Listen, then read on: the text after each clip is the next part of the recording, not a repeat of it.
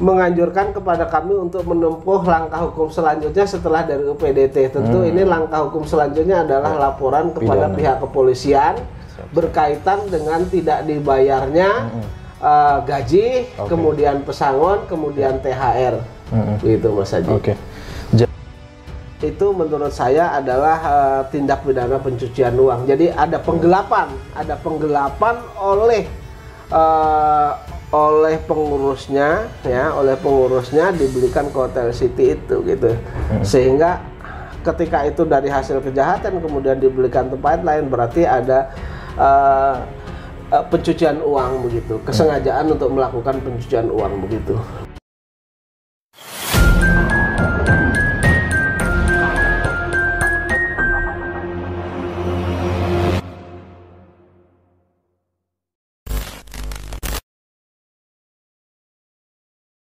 Bismillahirrahmanirrahim. Assalamualaikum warahmatullahi wabarakatuh. Teman-teman, jumpa kembali bersama saya Aji di Jia TV, ya. Jia TV sampai saat ini masih bekerja sama dengan Pak Zaini dalam rangka pembelaan terhadap 14 mantan karyawan Paytren yang sampai saat ini menuntut hak-hak berupa gaji, pesangon THR yang belum dibayarkan oleh pihak Paytren. Selain melalui upaya PHI yang mana sudah 2 kali unbundling ini, pihak Paytren juga mangkir, ya Pak, ya. Pak Zaini juga melakukan upaya lain di UPTD, pengawasan ketenaga kerjaan Kota Bandung. Nah, untuk upaya di UPTD kita tanya Pak Zaini progresnya bagaimana. Assalamualaikum Pak Zaini. Waalaikumsalam warahmatullahi wabarakatuh. Oke Pak, yang langkah UPTD pengawasan ini bagaimana Pak? Ya Mas Haji, jadi berkaitan dengan langkah ke UPTD itu, saya akan mengirimkan surat tertanggal 18 September 2023 Mas Haji. Kemudian pada tanggal 25 Oktober kemarin itu saya mendapat surat Mas Haji, surat balasannya. Inti dari surat balasannya itu hanya 3 poin Mas Haji. Poin yang pertama bahwa UPTD setelah menerima surat saya ini, kemudian UPTD menunjuk petugas untuk melakukan pengusutan terhadap apa yang saya laporkan ini Mas Haji. Kemudian setelah ditunjuk, kemudian petugas tersebut ke lokasi tentunya beralamat di alamat kantor PT Paytren. Nah, kemudian di kantor PT Paytren petugas itu menemui suatu kejadian bahwa PT Paytren, yaitu bahwa ini saya bacakan aja ya, poin satunya hanya 3. Poin satunya bahwa PT Peritra Sentosa Internasional atau Paytren yang beralamat di Jalan Soekarno-Hatta nomor 689B Kota Bandung telah tutup dan atau tidak operasional. Bangkrut lah Pak. Jadi sudah tutup dan tidak operasional. Di sana sama sekali tidak ada orang yang bisa ditemui. Karena di samping saya menerima surat ini kemarin langsung dari petugas yang bersangkutan, juga ya petugas yang bersangkutan itu kan ngobrol sama saya, berbicara sama saya. Jadi intinya mereka sudah datang ke kantor Paytren yang kami tunjuk, ternyata di sana sudah tidak ada operasional alias tutup begitu. Tidak ada tanda-tanda kehidupan. Tidak ada tanda-tanda kehidupan. Jadi artinya ya mudah-mudahan bangkrut beneran gitu Mas Haji. Bukan pindah kantor ya Pak ya? Bukan pindah kantor. Bukan pindah kantor. Benar tutup ya. Kemudian memang di sana ada kantor yang namanya kantor Walanja itu, kemudian petugas juga ke sana, ditanyakan bahwa itu bukan bagian dari Paytren tapi usaha lain lah, bukan berkaitan dengan Paytren begitu. Tapi bukan juga punyanya Yusuf Mansur gitu. Kemudian yang kedua bahwa PT Peritra Sentosa Internasional atau Paytren ini sampai dengan surat ini keluar tanggal 25 Oktober 2023 tidak pernah melaporkan kalau kantor tersebut tidak pernah melakukan laporan sesuai dengan ketentuan undang-undang, tidak melaporkan bahwa kantor tersebut ditutup. belum melaporkan. Ya, jadi artinya tidak ada penutupan. Penutupan itu ilegal lah begitu. Karena seharusnya ketika kantor itu tutup, kemudian mereka sesuai dengan ketentuan Undang-Undang Nomor 781 tentang wajib lapor ketenagakerjaan itu mereka melaporkan bahwa kantornya tutup. Tapi sampai dengan tanggal 25 Oktober 2023 ini ternyata tidak melaporkan. Artinya tutupnya itu ilegal begitu. Ya. Kemudian poin tiganya yaitu UPDT menganjurkan kepada kami untuk menempuh langkah hukum selanjutnya setelah dari UPDT. Tentu ini langkah hukum selanjutnya adalah laporan kepada pihak kepolisian berkaitan dengan tidak dibayarnya gaji, kemudian pesangon, kemudian THR. Gitu Mas Haji. Oke. Jadi jelas ada 3 Mas Haji. Ini Mas Haji. Oke. Iya. Nah, dan inilah ya senjata yang ditunggu-tunggu Pak Zaini supaya kemudian bisa dilaporkan pada upaya pidana Pak ya. Betul. Pak Zaini kan, saya kemarin kan juga ikut bersama Pak Zaini juga ya, dan ngobrol sama petugas UPDT itu cukup panjang juga. Baik. Pak Zaini, apakah terkait dengan dugaan penyimpangan aliran dana PayTrend ke Hotel City itu juga Pak Zaini sampaikan Pak ke pihaknya Pak? Kemarin juga saya sampaikan bahwa sebenarnya bidang pengawasan juga berhak mengusut ketika aliran dana dari PT PayTrend itu kemana saja begitu. Sesuai dengan dokumen yang saya terima dari orang yang tidak saya ketahui kemudian diantar ke rumah saya, ini kan memang ada pengalihan dana dari rekeningnya PayTrend untuk beli Hotel City itu. Padahal sesuai dengan anggaran dasar yang ada di Peritra Sentosa Internasional atau PayTrend itu kan tidak ada usaha di bidang perhotelan, Mas. Betul. Artinya itu menurut saya adalah tindak pidana pencucian uang. Jadi ada penggelapan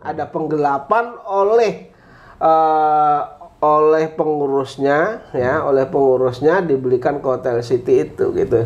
Sehingga ketika itu dari hasil kejahatan kemudian dibelikan tempat lain, berarti ada pencucian uang begitu, kesengajaan untuk melakukan pencucian uang begitu. Mudah-mudahan nanti dengan adanya video ini kemudian pihak yang berwajib untuk mengusut masalah itu, karena ini kan merugikan ribuan rakyat Indonesia. Mitra PayTrend dan juga khususnya karyawan PayTrend yang gajinya tertunggak gitu ya.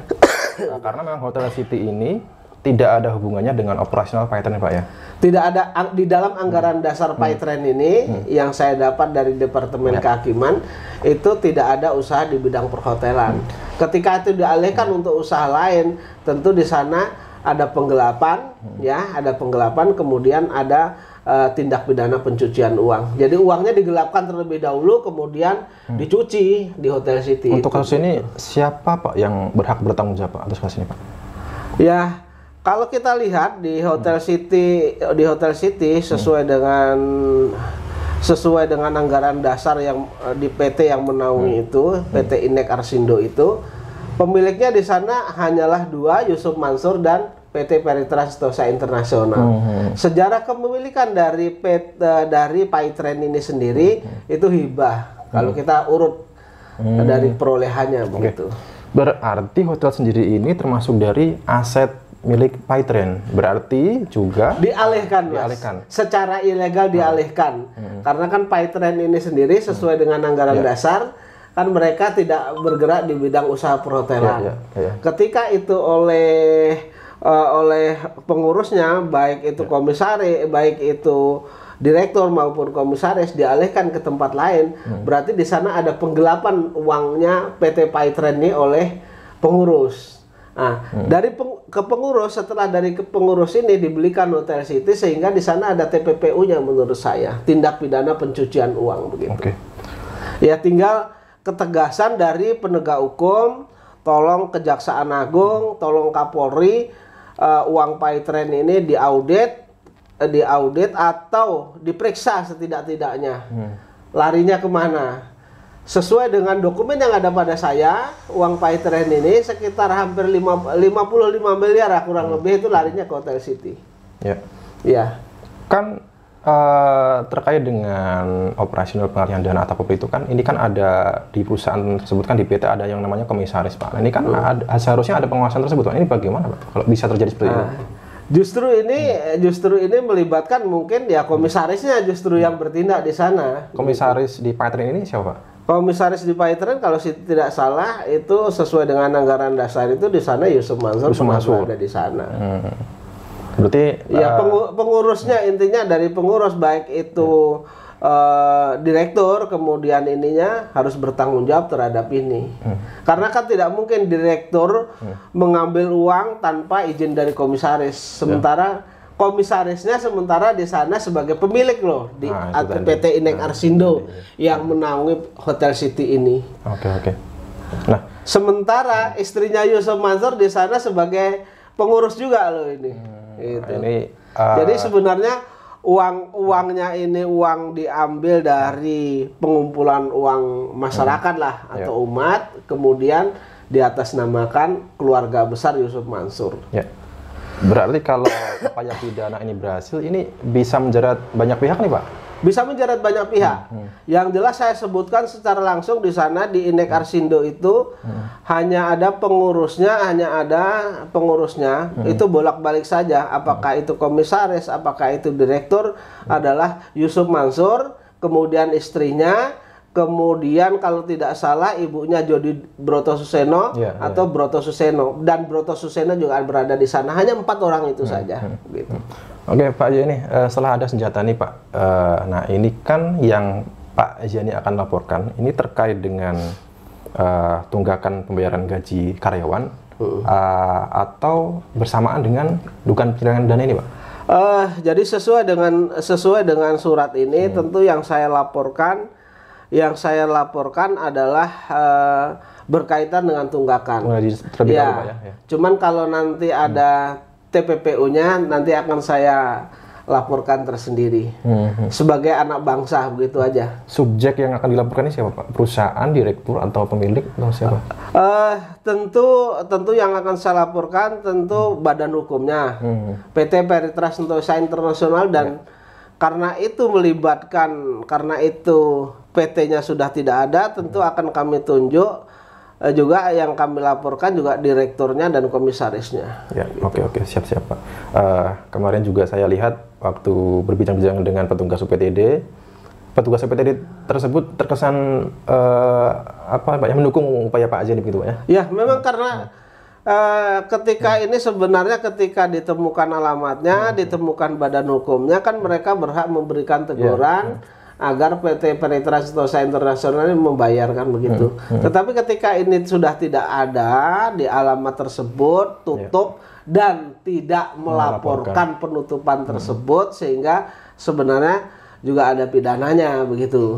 Kemudian petugas dari UPTD pengawasan ini menganjurkan saya agar melakukan upaya hukum selanjutnya begitu.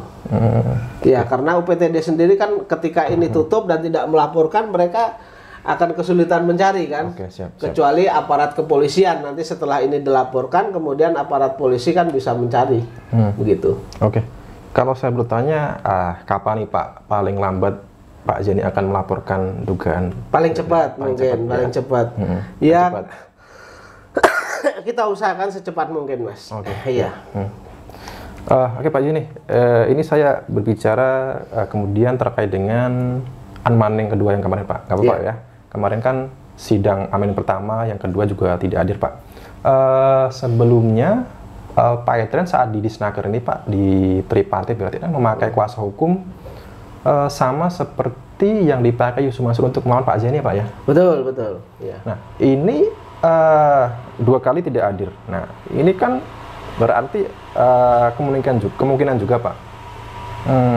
Ini Yusuf Mansur sendiri sengaja mangkir atau mungkin kuasa hukumnya sendiri itu sudah mengaku apa ya Pak ya, kalah atau bersalah, jadi tidak mau untuk menangani masalah ini Pak.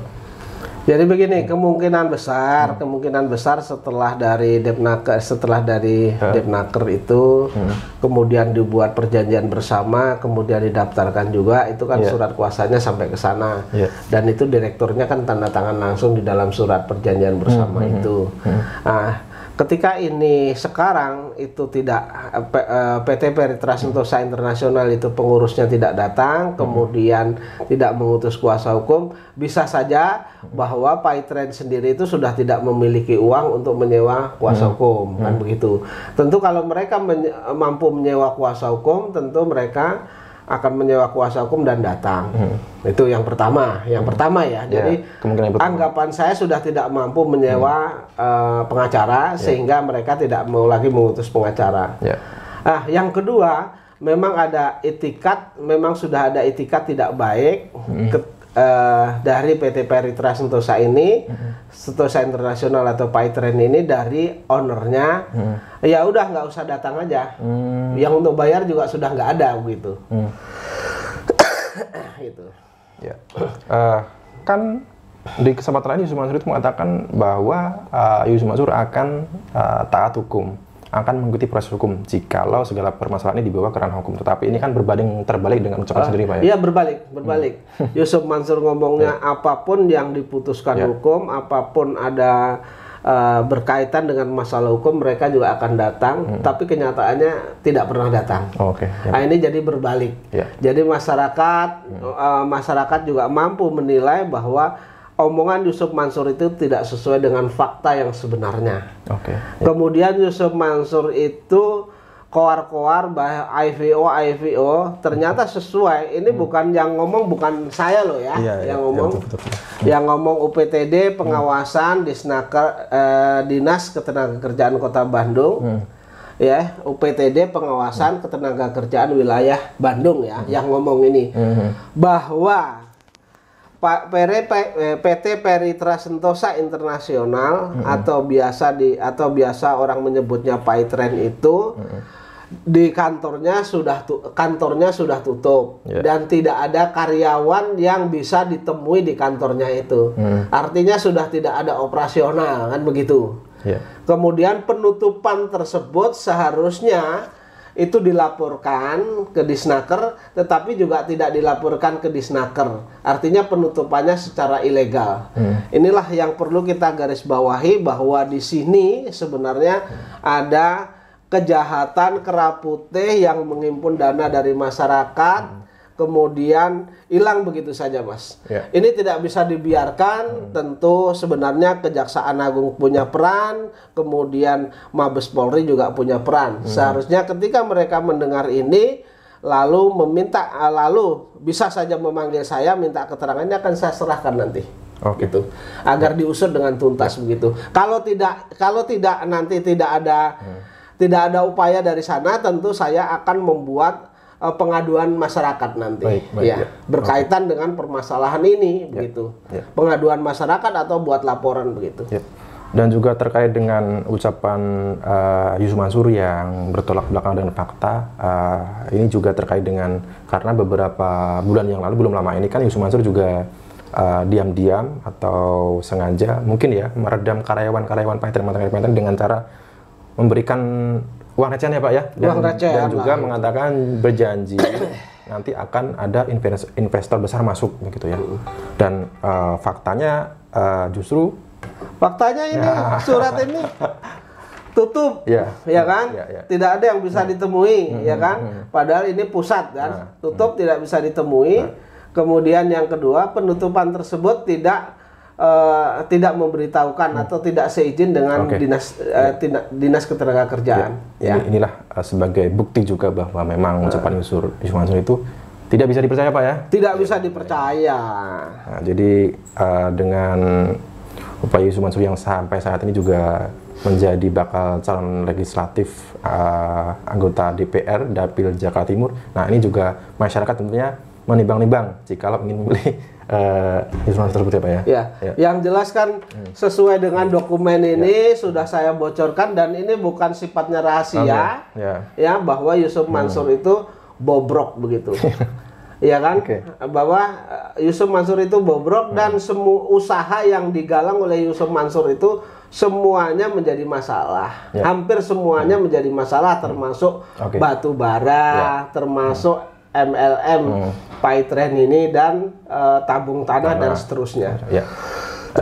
kalau sudah ada faktanya begini, masyarakat Jakarta Timur tetap memilih Yusuf Mansur, ya sudah, kita tidak salah kan begitu. Sudah kita sampaikan. Dengan ada bukti ini diharapkan nih teman-teman men-share sebanyak-banyak video ini ya. Terkait dengan penunggakan gaji ya, penunggakan gaji ini kan karyawan ya. Ternyata saya temukan juga artikel yang menunjukkan fakta pada tahun 2018 itu Yusuf Mansur kan memegang saham dari klub sepak bola Persika Karawang. Nah, ternyata di tahun tersebut ini pemain juga ini gajinya tertunggak, Pak. Oke, terkait dengan penunggakan pemain Persika Karawang yang itu nanti akan kita bahas di video lainnya. Dan untuk saat ini kita tutup saja perbincangan dengan Pak Zaini Mustafa. Terima kasih Pak Zaini Mustafa atas informasinya dan juga menerima kedatangan saya. Saya ucapkan selamat Pak, terus berjuang Pak. Ya, tidak ada lelahnya. Tidak ada lelahnya. Perjuangan itu harus berjuang. Siap Pak, masih banyak perkara. Selama masih ada, selama masih nyawa masih dikandung badan, ya tentu kita harus berjuang, harus berbuat baik untuk orang lain juga, harus membantu orang lain yang terzolimi. Banyak juga ya perkara-perkara yang ditangani Pak Zaini selain Paytren, kemudian batubara di IPN Bogor dan juga nantinya akan ada rencananya Kesha Al-Mansur ya Pak ya. Nah, kita beri doa dan semangat pada Pak Zaini. Oke teman-teman, saya cukupkan sekian. Terima kasih atas perhatiannya selama ini. Saya Haji dan Pak Zaini dari Kota Wisata Dibur mengucapkan wassalamualaikum warahmatullahi wabarakatuh.